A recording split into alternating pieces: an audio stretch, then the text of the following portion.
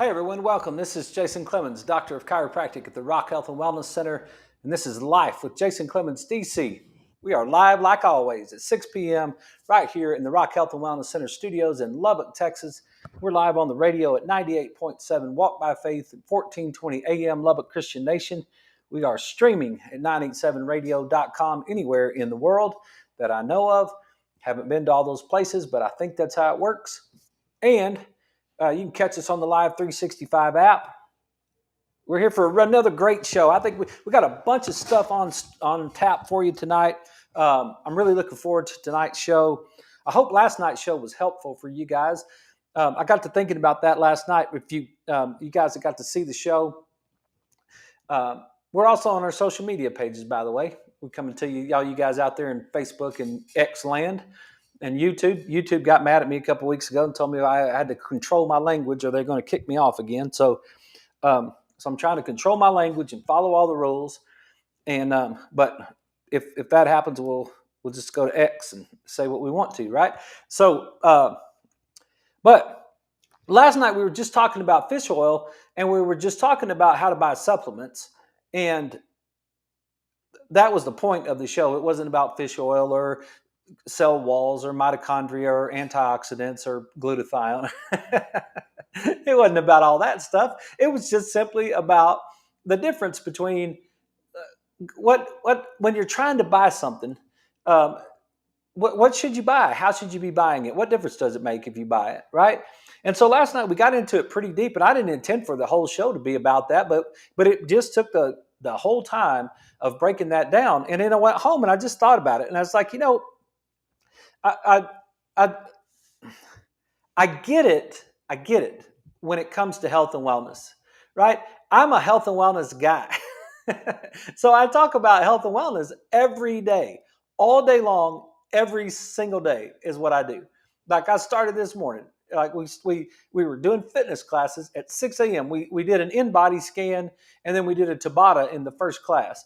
So, and then the second class we just worked out.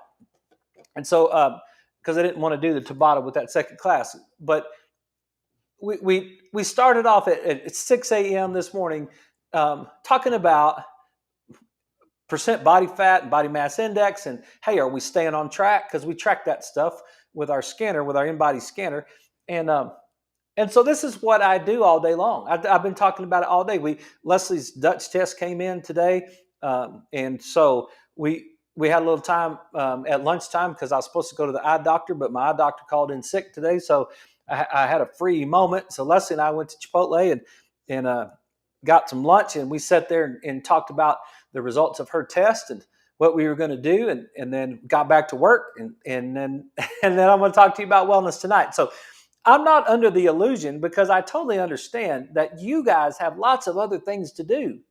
There's a lot of things going on out there in the world. There's ball games and practices and travel and things. Just like there's just a lot of stuff that's going on, and I get it. I get all that stuff. I get that it's just because it's super important to me doesn't mean that it's super important to everybody else. I get it. I totally do.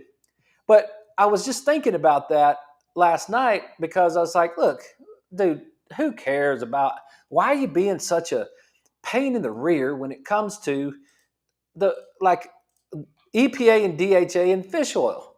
Like, what difference does it make? Come on, man. It's like, I take some fish oil. Why you got to give me such a hard time about what kind of fish oil I take? And I just started thinking about that a little bit. I really did. I started thinking about that. And I started thinking about like all kinds of different questions. Like, what time do you go to bed? Who cares? Who cares what time you go to bed, right? What difference does it make? What is your A1C level? Who even knows what that means? Do you know what A1C level means? It's how much glucose is sticking to your hemoglobin and your red blood cells, because they have a bunch of sticky goo on them, and it lasts a little bit longer, so they can test it a little bit easier. And what's for supper tonight? Are you going to eat something healthy, or are you going to eat something unhealthy? And does it make any difference? Does it really matter How are you dealing with your stress? How much time do you spend on your phone? How much vitamin D are you taking? What is your omega-6-3 ratio? Those are questions. How much exercise do you get? That's just some of the questions that I wrote down when I was thinking about it, because the answers to those questions don't matter as long as you're healthy enough to handle whatever it is you're faced with today. If you're healthy enough to handle whatever you're faced with today, and well, not even and. That's just it. If you're healthy enough to handle whatever you're faced with today, dude, what difference does it make how much time you spend on your phone? What difference does it make whether or not you go to bed tonight at a decent time or you go to bed at 2 in the morning? What difference does that make? It doesn't make any difference as long as tomorrow you're able to handle whatever it is that you're faced with tomorrow. But the catch to that is, how do you know what you're going to be faced with tomorrow? And I can tell you that each day has enough trouble of its own. Now, I read that. I read that one time in a book. Don't worry about tomorrow because today has enough trouble of its own. Something to that effect I read in a book one time, right? It's got enough trouble of its own. And the thing about it is how much trouble are you going to be faced with today? And what if you actually wanted to go do something fabulous today? What if you wanted to take on the world? Like Coach Leach used to talk about here at Texas Tech, he talked about swing your sword, right? What if you actually wanted to go out there in the world and swing your sword? Like you actually wanted to make a difference in your community. You wanted to make a difference in your state. You wanted to go out there and take on challenges and really make a difference for your family. How much health would you need then? Right? Then, heaven forbid, you get diagnosed tomorrow with cancer. You get diagnosed tomorrow with cancer. You know what you'll do? You'll start answering all those questions. It will matter to you what time you go to bed. It will matter to you what your 6-3 ratio is. It will matter to you how much vitamin D you take. It will matter to you whether or not you're going for a walk or you don't go for a walk. It will matter to you how much you deal with your stress or how much time you spend on your phone or what your blood sugar level is. All of those things, all of a sudden, you get diagnosed with cancer tomorrow, all of that stuff's going to matter. And now you're going to want some answers. You're going to want some answers to, man, how do I deal with that? Like, what do you mean my A1C is 9? Okay, what does that mean? I got cancer. What does cancer feed off of? Sugar. Uh-oh. Now all of a sudden it matters, right? So what we're doing on this show, when we're breaking all this stuff down, and I'm breaking it down like it's the end of the world, like, come on, man, you got to get your 6-3 ratio right, and you got to start buying some proper fish oil, and you got to you understand what EPA and DHA is and all that stuff. Whenever that's happening, it's like, you know what? We can play to win, or we can play not to lose. And there's a big difference in that. There's a big difference between those two things. You can play to win or you can play not to lose. And when you play to win, it's just a different mentality. And most of the time when you play not to lose, you end up losing. So let's just see if we can just barely skim above the top of health and wellness. Let's just barely skim above the top. And then let's just go through the day with, I drove through Starbucks this morning, got me a cup of coffee, and the kid said, "So y'all up to trouble today? Or is it just another day? Just an average day?" That's what he said. "Is it just an average day?" And I turned and I looked at that kid, and I had a mature moment, and I was just like, yeah, it's just another average day. I kind of felt like a superhero, really. I felt like an Avenger. I felt like Captain America, and I didn't want to give away my undercover, my Impossible Missions Force. That that thing that I do every single day that's changed lives through the power of the chiropractic adjustment, right? Like work with the most amazing system in the universe every single day. Like see if I could figure out how to get a human being to be a healthier person. Like that just average type of day is, and I just looked at that kid and I was like, yep, just going to be an average day. And then I turned to Leslie and I was like, an average day of just changing lives. And it was kind of funny, right? It was like, yeah. So that's what when we talk about this stuff, let's don't get too serious about ourselves. Let's don't get too carried away about this. It's like, yeah, we're to the end of a year doing this thing.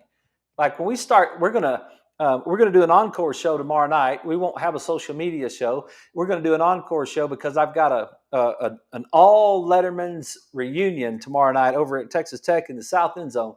So it's going to be super cool. Everybody who ever played football or any sport, and any sport Letterman is invited to that deal tomorrow night. And so there's going to be a lot of people there. Everybody's excited about our new football stadium, and everybody wants to go see what's going on. So it's going to be fun, and we're going to get to do that tomorrow night. I'm going to go be social, and I'm going to get my eyes up, and I'm going to get out there and have a good time tomorrow night. So, but Monday when we come back, we'll be ready to start year 2. And so if you think about that, it's pretty awesome. But I just don't want us to get confused about what we're trying to accomplish on the show. I want us to remember, hey, look, it only matters when it matters. But then when it does matter, you're going to go searching for somebody that's got some answers for you. You're going to want to talk to somebody who's been working on it every single day. You're going to want to know, you're going to want somebody out there that's been working on health when you lose yours, and it's that important to you and your family. You're going to want to talk to somebody, and that's what we're about tonight. So we're trying to share stuff with you that if we can just follow some of these things, if we can answer these questions, and we can really try to get 8 hours of sleep tonight, and we can really try to get our A1C down in the 5s or 4s, and we can really try to watch. Leslie and I had a discussion as what's for supper tonight.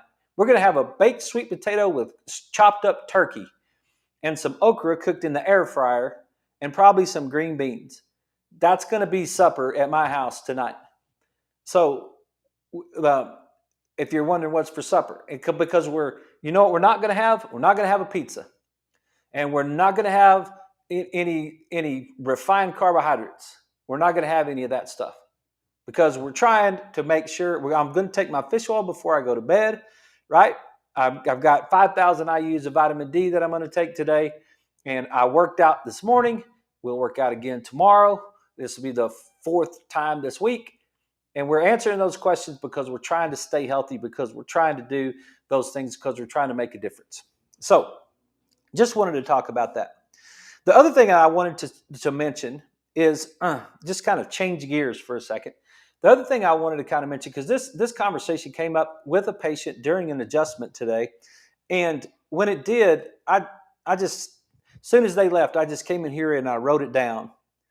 And it's what I wrote down is there is a way things are supposed to happen, and a way we are supposed to do things. And it was an accountant, it was a bookkeeper, is who I was having this conversation with. And I said, "What?" I said, "How's it going today?" And she's like, "Oh, just busy at work." And I said, "You're just trying to keep people lined up, aren't you?" And she said, "Yes." And I said, "Me too." And then she just busted out laughing. She's like, "Yes, you are too, huh?" And she's like, "We've been doing the same thing all day. I've been trying to keep them lined up in their financial world, and you've been trying to keep them lined up in their nervous system world." And I was like, "Yep, that's exactly right. That's what we've been doing, right?" And then I said this to her. I said, "Yeah, there's once you understand what a subluxation is, interference in your nervous system. Once you understand that, then you get it. You're just kind of like, oh, I see where we're messing up, because there's a way that things are supposed to happen, and then there's a way that we do things. And the further away the way we do things are from the way that they're supposed to happen, the more consequences we have to deal with. I don't.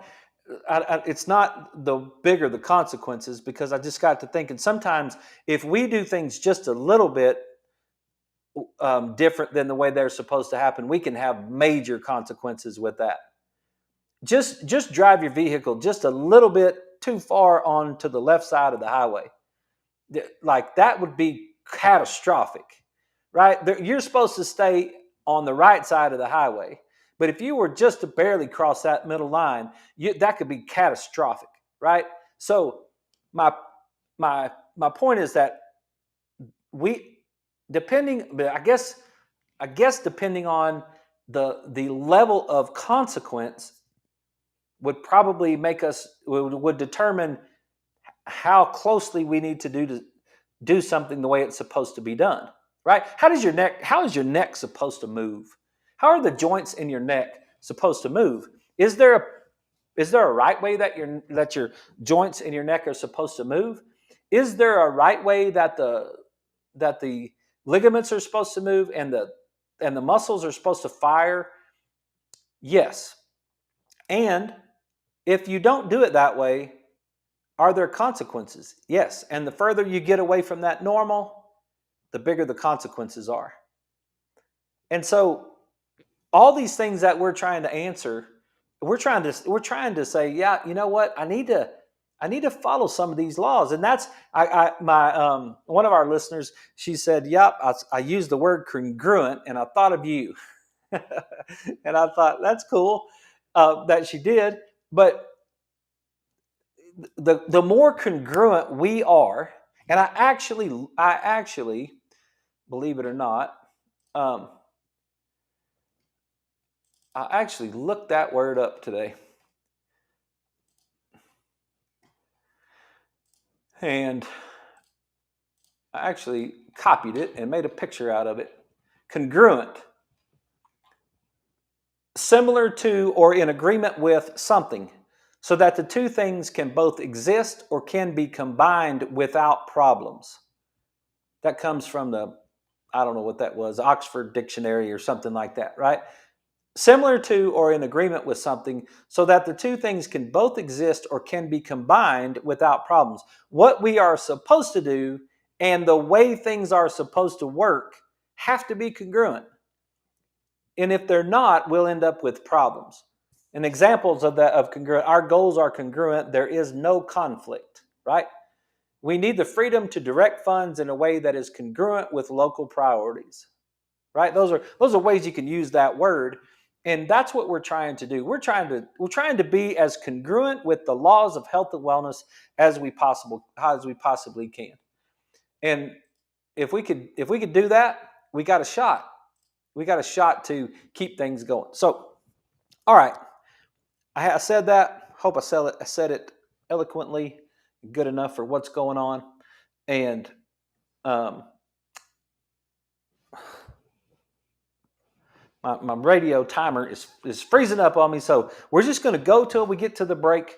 And I don't know what time that's going to be, but I'll hear that music and it'll scare the heck out of me when it pops into my ear, into these speakers. And but we'll just go for it anyway. Okay. I wanted to break down some articles tonight. And I think they're pretty cool articles because they go along with what I was just talking about. And they go along with what we were talking about last night. But this very first one is something that you hear a lot. And some of you guys might actually really appreciate this one. Because the article itself is talking about the association between weather conditions and osteoarthritis pain. So we're fixing to get some rain here in Lubbock, and everybody is excited about that because it's been hot and dry around here for a while. And so everybody all day long has just been talking about man, this is good. So, but this came from the Annals of Medicine, April 20th, 2023, volume 55, number 1, 219-6439. That's where we get it from. Associations between weather conditions and osteoarthritis pain, a systematic review and meta-analysis. You ever heard anybody say that they can predict the weather just by their knee pain?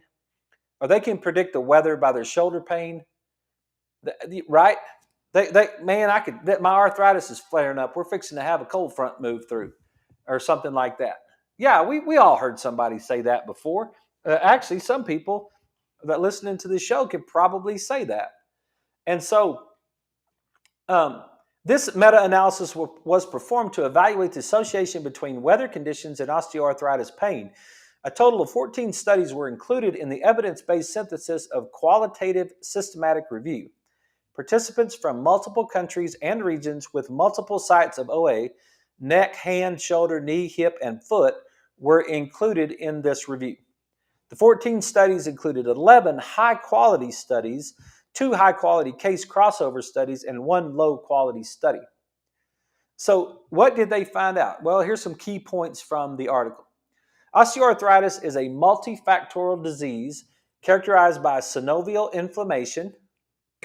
Yeah, buddy, right? Articular cartilage degeneration. Yep.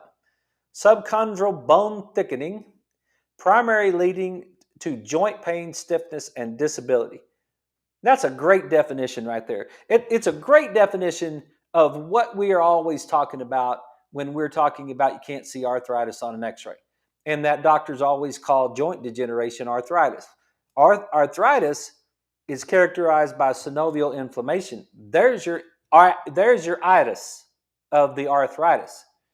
If you have inflammation in a joint, then you have arthritis in that joint, arthritis, right? But most of the time, what the doctors will tell you by looking at an x-ray is this articular cartilage degeneration. The cartilage that is articulating, which means touching another cartilage. Like in the joint itself, you got 2 different bones that are touching each other. Well, at the end of those bones, there's some cartilage on them. And so one cartilage and the other cartilage together is interfacing with each other, and that's the articular cartilage. So what you get is degeneration of the articular cartilage. That's what your doctor is telling you is when they see it on any type of x-ray. Subchondral bone thickening, they can see that too. If you get more bone thickening, then the x-ray turns more white because the x-ray beam gets stuck in the bone, primarily leading to joint pain and stiffness. So pain is the predominant symptom of osteoarthritis. Yes, pain is the predominant symptom of arthritis. Totally agree with that.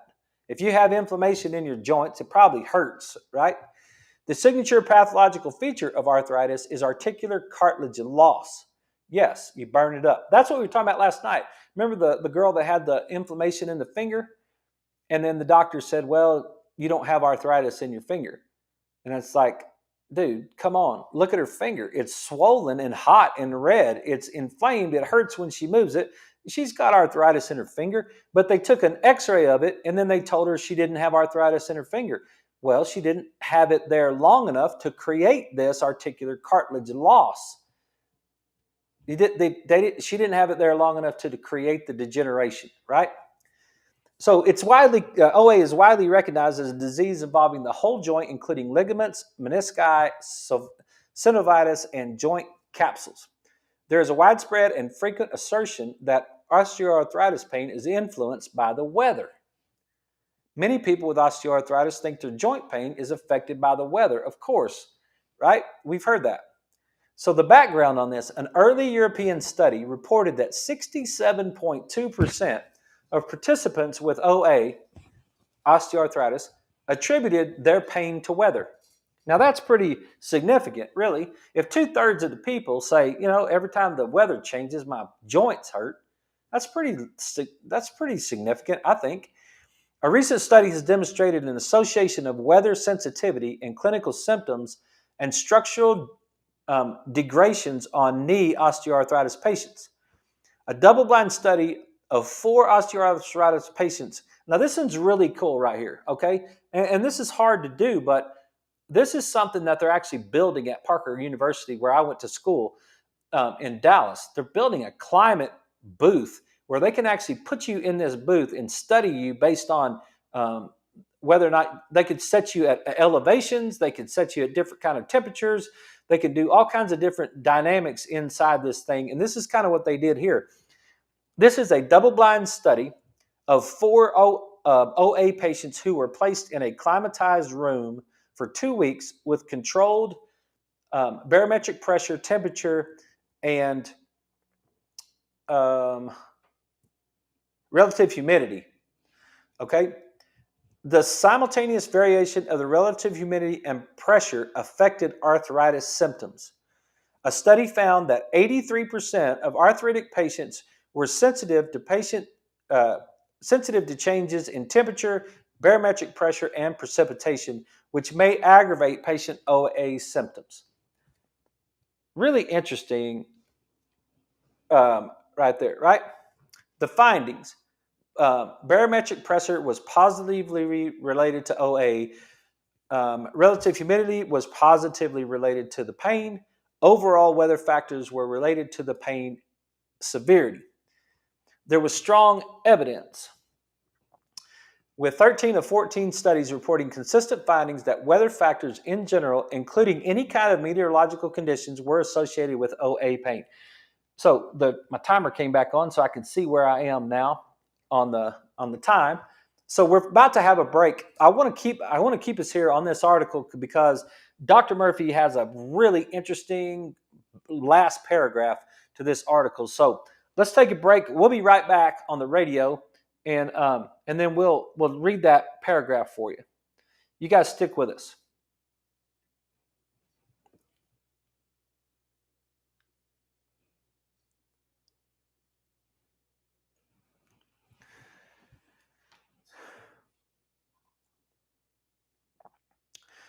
Among these studies, temperature reported a significant association with osteoarthritis pain in 8 studies. Barometric pressure was reported in 8 studies. Relative humidity was reported in 7 studies. And precipitation was reported in 2 studies. So basically, in this systemic review, the meta-analysis, weather conditions appear to be associated with osteoarthritis pain. What I got explained to me when I was in chiropractic school was the nerve on the outside of the joint, because there's synovial fluid inside a joint, and I'll show you how, while we're on the break here, I'll show you how it got explained to me. And I think I've mentioned this in the past, but the so if you have a joint,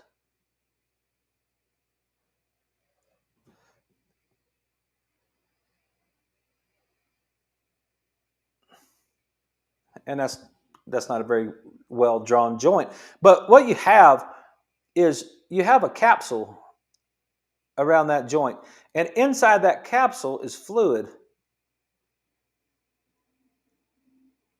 That's called synovial fluid. That's what they're talking about in the top of that article. And now you've got nerve supply that's coming down around that thing, and you've got different nerves running around there. You've also got blood supply, because anywhere you got nerve supply, you got blood supply, because you got to have oxygen to those nerves in order for those nerves to function properly. So you've got these nerves. Hang on, I don't know why that does that, but every once in a while, my little board leaves. So what you got is you got these nerves around that joint. In the middle of that joint has some irritating, the synovial fluid, as you're moving the joint and the metabolism is going on inside the joint, then the synovial fluid, because of the barometric pressure or the changes, will actually start to put some pressure on that joint, and it will leak. And when it leaks out, it's irritating to the nerves on the outside. It's very sensitive to the nerves on the outside, and it will cause the joint to start to hurt. So that barometric pressure or that temperature change or precipitation has an effect on the way that those nerves are feeling.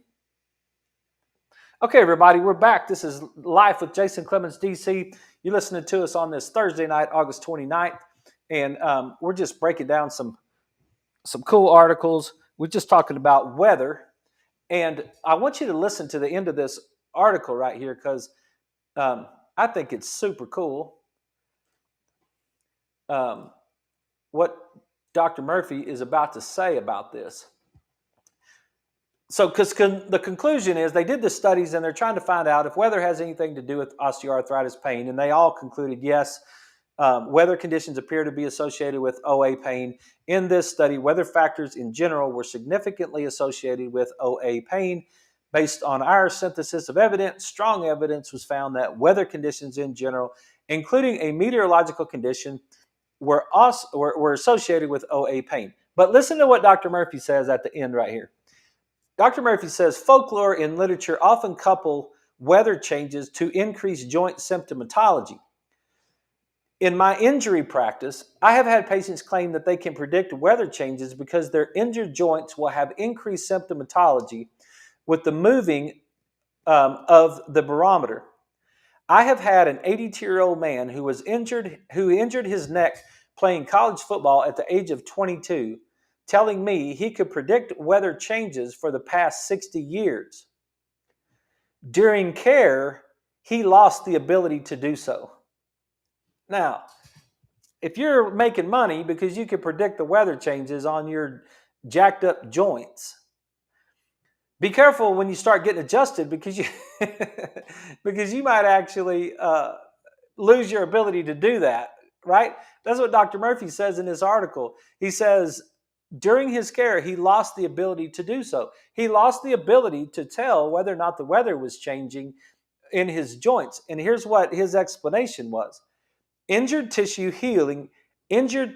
heal with varying amounts of scar tissue. Scar tissue maintains an inflammatory response, perhaps forever, which alters the nociceptive threshold.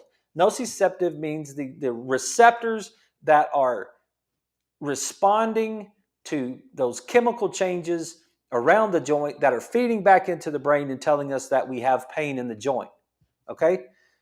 So you see what Dr. Murphy's saying here.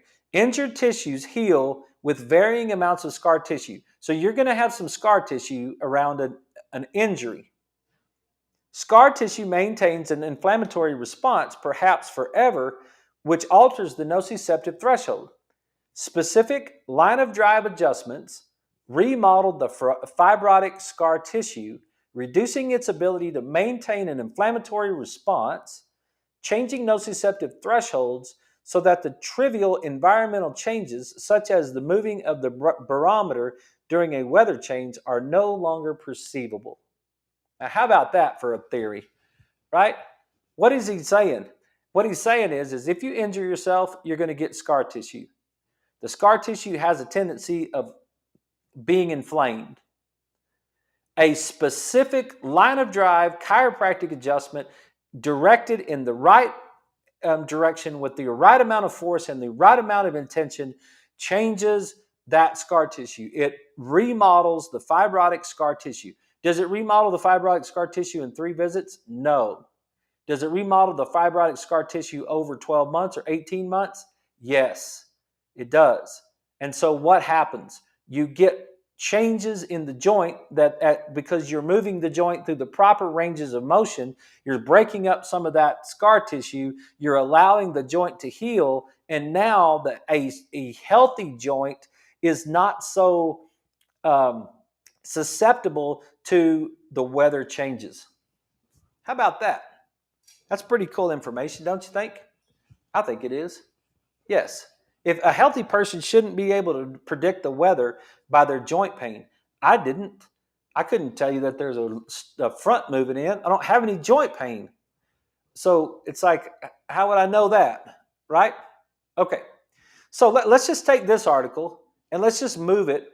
Let's move along to another article because the thought process just stays right in line with it. Okay. So let's look at let's look at this one, and then we'll hopefully we can get this one done. We'll check out this.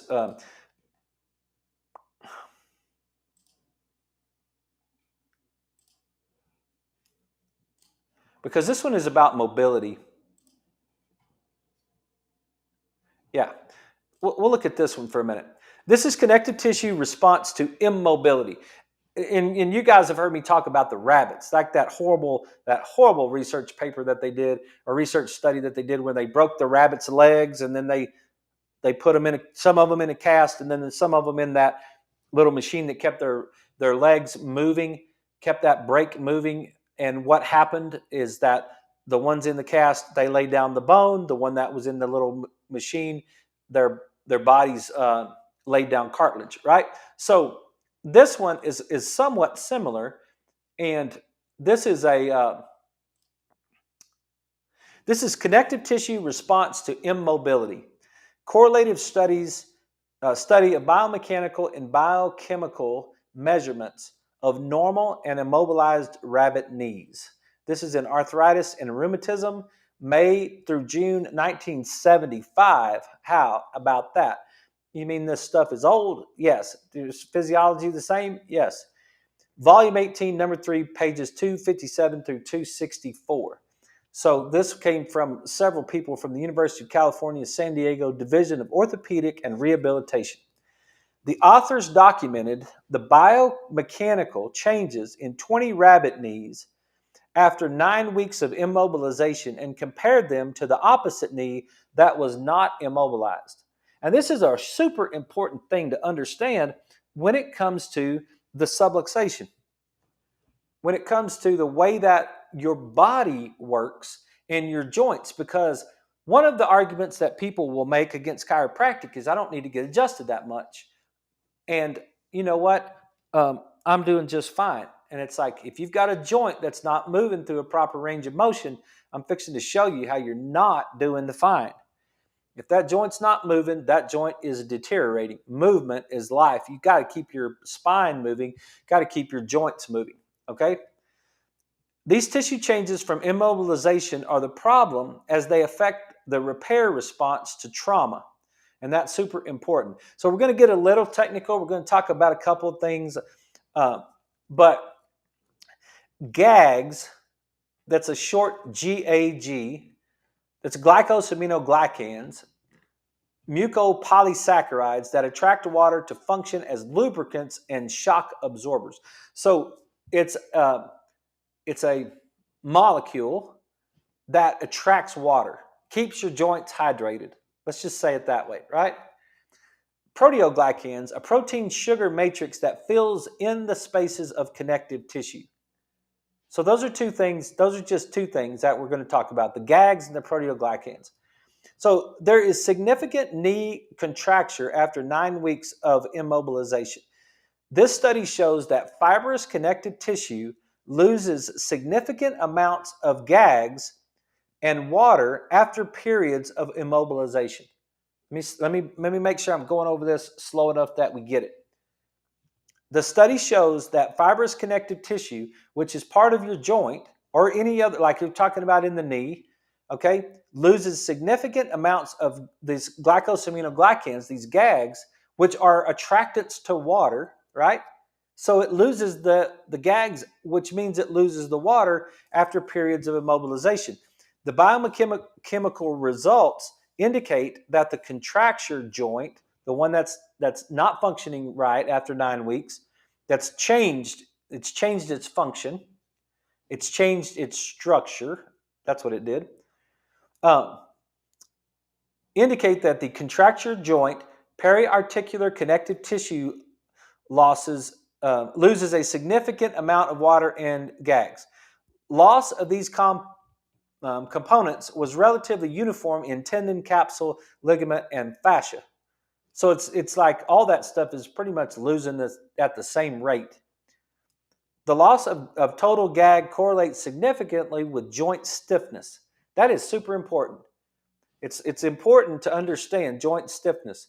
If you lose the ability to move, if you get a contracture of the joint begins to dry up because you're not getting enough water, and you're not getting enough water because you've lost these little molecules called GAGs, then your joint starts to get stiff. The stiffness was mainly due to changes in knee ligaments and capsules. So the ligament's not moving properly, which now causes the joint to not move properly. And guess where that joint's firing? If you've been watching this show for a while, you totally understand what that means. What that means is that now, if your joint's not moving properly, your brain's not getting the proper input from your body. That part of that 3 trillion bits of information per second that's going from your body to your brain, now it's 2 point something trillion, right? The loss of gags in immobilized joints correlated significantly with the reduced motion. There was 20% reduction in collagen on the immobilized side. Statistically, this reduction is highly significant. With higher applied stress, collagen fibers begin to align in the direction of load and to straighten. Newly synthesized collagen, although less in quantity, is laid down haphazardly and thus interferes with joint mechanics. We've talked about that from way back. I learned that in chiropractic school. When you injure a tissue, if you do not get that tissue, that joint, if you don't get that joint to heal itself properly, if it's not moving properly, then the body is going to lay down new tissue in a crisscross pattern. That's what he's saying. It says here haphazardly, right? If the joint is moving properly, if I'm getting proper movement of a joint, whenever I lay down, what do they call that? Macrame? What? I don't know. I think that's what it's called. We did it in like 5th or 6th grade. We blew up a balloon, and then we had a bunch of newspaper strips. We cut a newspaper up in strips, and then we dipped it in that some sort of white gel type liquid, and then we just laid the strips over the top of the balloon in all kinds of different ways, and then we let it harden, and then we popped the balloon on the inside. You guys done that before, right? Well, how are you going to lay those strips across that balloon? Are you going to lay them all in the same pattern, or are you going to crisscross them all over the place? Well, you're going to crisscross them all over the place. Well, the more you crisscross them, the less mobility that it's going to have. It's going to make it more stiff. If you line them all up in the same direction, then what you're going to end up with is you're going to end up with a joint that's moving properly. Or a balloon that, that crushes whatever, right? So that's a key point right there. Newly synthesized collagen, although less in quantity, is laid down haphazardly and thus interferes with joint mechanics. The loss of gags may permit cross-linking between existing collagen fibers. The physical forces of the stress and motion modulate synthesis of proteoglycans and collagen in normal joint and fibroblasts. Stick with me. I know I'm using words that you don't understand, but just stick with me. And some of you really understand it, and you're like, go on with it, right? Okay. The proteoglycans, remember what we said a while ago? We talked about them up here. Proteoglycans, a protein sugar matrix that fills the space of connected tissue. So, the proteoglycans, which loosely bind and entrap water, lubricate the connective tissue fiber interface and minimize the number of anomalous cross-linkings of fibers by maintaining a critical interfiber distance. So we need that in order for it to function. Flexibility is preserved, the joint moves easily, and the applied physical forces further stimulate cellular synthesis. At the same time, stress and motion influences the disposition of newly synthesized collagen fibers in such a manner as to resist tensile stresses. Furthermore, motion in fiber precludes the development of anomalous crosslinks. So it's just saying, it's trying to explain that we gotta have motion. We gotta have motion in a joint in order to keep the joint healthy. That's what it's trying to say. Motion of the connective tissue matrix inhibit the contracture process through these mechanisms. That's what it's trying to do. The stimulation of proteoglycan synthesis The more proteoglycans you have, the better off you're going to be to extent. I mean, the appropriate amount of proteoglycans, I should say, thereby lubricating and maintaining a critical distance between existing fibers, ordering rather than randomizing the disposition of new collagen. That we want to make sure we lay those strips down in a proper manner. So you get injured. This happens all the time. You get injured and now you're hurting. And you're like, I don't want to get adjusted because it hurts. I don't want to go get adjusted because it hurts.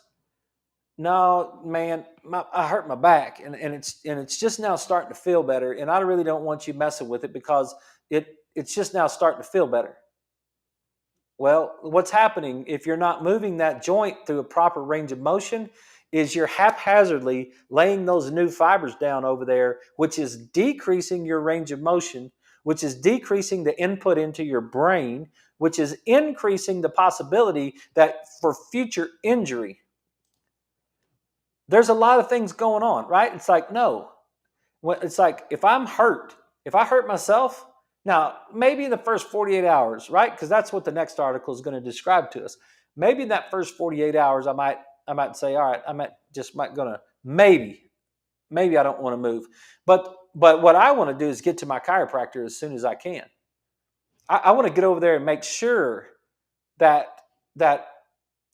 I'm getting movement. This is right here under number 6. Motion of the connective tissue matrix inhibit the contracture process through these mechanisms, right? Prevention of anomalous cross-linking in the matrix. During healing, inflammation and scar formation must be avoided. It's very important. During healing, inflammation and scar formation must be avoided. Well, there's going to be a certain amount of inflammation when we start the healing process, but we want to decrease that as quickly as possible. So we want to have a predetermined level of inflammation before we injure ourselves. We want to make sure that we have the proper amounts of vitamin D because vitamin D has anti-inflammatory properties. We want to make sure that we have the proper 6:3 ratio. We want to make sure that we're staying away from things that are high in omega-6s. Everybody on the internet now, all of them are talking about seed oils. That's the new thing. They didn't talk about them 5 years ago. They didn't talk about them 2 years ago. But now that's the thing is everybody says seed oils, right? Well, they're just high in omega-6s, which are high and inflammatory. And they've got other components to them. But that's one of the things that we want to control, right? And this is what Dr. Murphy says. The healing of injured soft tissue requires early and persistent controlled motion into the damaged tissue. Immobilization in haphazard healing with an increase in anomalous crosslinks. This results in long-term alteration in joint biomechanical function and residual weakness to further loads. The study supports these articles have been reviewed. He's been reviewing this for a long time, right? Healing injured soft tissue requires early and persistent controlled motion into the damaged tissue. So I've got someone that comes in, they sprain their ankle, right? And it's like, man, we got to get that joint to move properly. So the first thing I got to do, once we determine that the ankle's not fractured, is we've got to make sure that the talus, the bone in the foot, is aligned properly. There's a bunch of bones in your feet, so you got to make sure that talus is aligned properly. Otherwise, you're going to get a neurological signal of dislocation, and it's going to make more swelling inside your foot. Same thing in a shoulder, same thing in a wrist, same thing in an elbow, same thing in your spine, anywhere along the way. Oh man, I hurt my back. I was lifting something. Or one of my pilots came in. He said I was getting something out of the overhead bin, and it just it just hit me. And it right between my shoulder blades, and it like had an electrical spark that came around and my ribs. And he's like, oh, right? It's like, okay, if we've got some sort of injury and we don't get that injury moving properly, then we're going to create this damaging effect in the future. We're going to set this thing up to be more inflammatory. Remember what we said in the last article? Scar tissue tends to be more inflammatory. So we're going to set this up. We want to make sure we're moving properly. We want to make sure we're moving. You just got to make sure that your chiropractor understands that. It's like, look, I understand you just hurt yourself. I understand that you're in pain in the office. I'm not going to just go cranking on your spine. Like, I'm not going to, it's not like I don't read the articles too, right? It's not like I'm not trained in it. It's like, look, I understand that hurts. It hurts a lot, but we got to get it to move. We can't get it. We got to get it just a little bit. And sometimes it doesn't pop. I had a new patient this week and she was like, nothing's popping. And I'm like, I don't care. I'm not interested in popping. I'm interested in your nervous system functioning properly. That's really what I'm interested in. And so I want to get over here to this other article because we've got a couple minutes left. And I wanted to show you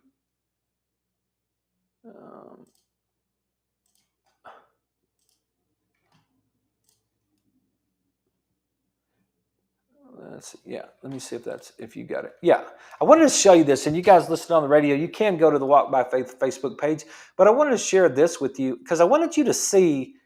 The main thing that I wanted you to see in this was the ligament injury and the different phases. This comes from Ligament Injury and Healing, a review of current clinical diagnosis and therapeutics, the Open Rehabilitation Journal, 2013, number 6, pages 1 through 20.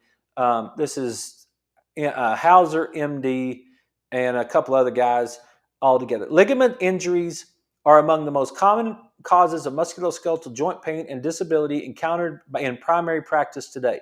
Ligament injuries create disruption in the balance between joint mobility and joint stability, causing abnormal force transmission through the joint, which results in damage to other structures around the joint. Yeah, if you don't get those ligaments to function properly, you're going to end up with some sort of bone changes and all that. It's the other things are going to be breaking down, right? So the long-term consequences of non-healed ligament injury in osteoarthritis, the most common joint disorder in the world today. This is what I wanted you to see. Ligaments heal through a distinct sequence of cellular events that take place in 3 consecutive stages. Now, this comes from Dr. Hauser. That's funny. Hauser, MD, and several other guys, right? Okay, listen. Ligaments heal through a distinct sequence of cellular events that take place in 3 consecutive stages. Stage number 1 is the acute inflammatory phase, and that usually lasts 48 to 72 hours. So you're going to get this flood of inflammation into the joint or the injury. You're going to get this flood of all kinds of chemicals into the injury. You're going to get it's going to be very irritating to the nerves. It's going to make it sore and painful. Okay? That's phase 1, and it's called the inflammation phase, and it lasts between 48 and 72 hours. After that 72 hours, then you're going to get into the proliferative phase, and that's going to last for several months. It's going to last for several months, okay? You're going to hurt yourself. It's going to hurt for 3 or 4 days, 2 or 3 days, 48 to 72 hours. It's going to hurt for 2 or 3 days. And then it's going to move into the next phase that's going to last for several months. You're still going to be healing that injury in 2 weeks, 3 weeks, 4 weeks, 5 weeks, 8 weeks, right? And then you're going to get into the remodeling phase, which takes months to years. It's not quick. People be like, "Oh, I got in a car wreck." A patient I had this week got in a car wreck 15 months ago. She's still dealing with stuff, right? 15 months ago. Yes, she's in the remodeling phase of what's going on. So those 3 things are lasting for a long time. After a few weeks, the proliferative phase merges into the remodeling phase, during which the time collagen maturation begins, often lasting for months to as long as years after the initial injury. And we might come back to this sometime next week. Let me see if I can get this. The tissue formed initially appears as disorganized scar tissue With time, the collagen becomes aligned with the long axis of the ligament during this time.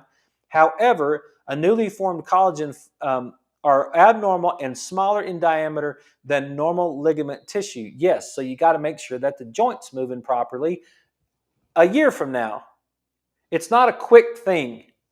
It's not a quick thing. Everybody goes to the orthodontist and puts braces on their teeth, and they're like, sure, I'll just keep braces on my teeth for 2 or 3 years. Then I'll have a beautiful smile. I'll be in remodeling phase for 2 or 3 years, right? Same thing happens in the chiropractic office. You just can't see the smile. So it's the healing process to an injury can last for a long time, even though the symptomatology, even though you might not feel it, it still can last for a long time. So, hey, I hope you guys enjoy that. We're coming up this is the end of the show. I just wanted to give you some of that knowledge so that you can make the best decision for yourself and try to give yourself the best opportunity to be as healthy as possible. Hope you guys have a great weekend. I will be back on Monday night. I don't have a show. I don't think, unless I can get, I don't know. Maybe I'll be here Monday and maybe not. We'll find out on Monday. Otherwise, you guys have a great Labor Day weekend, and we'll see you guys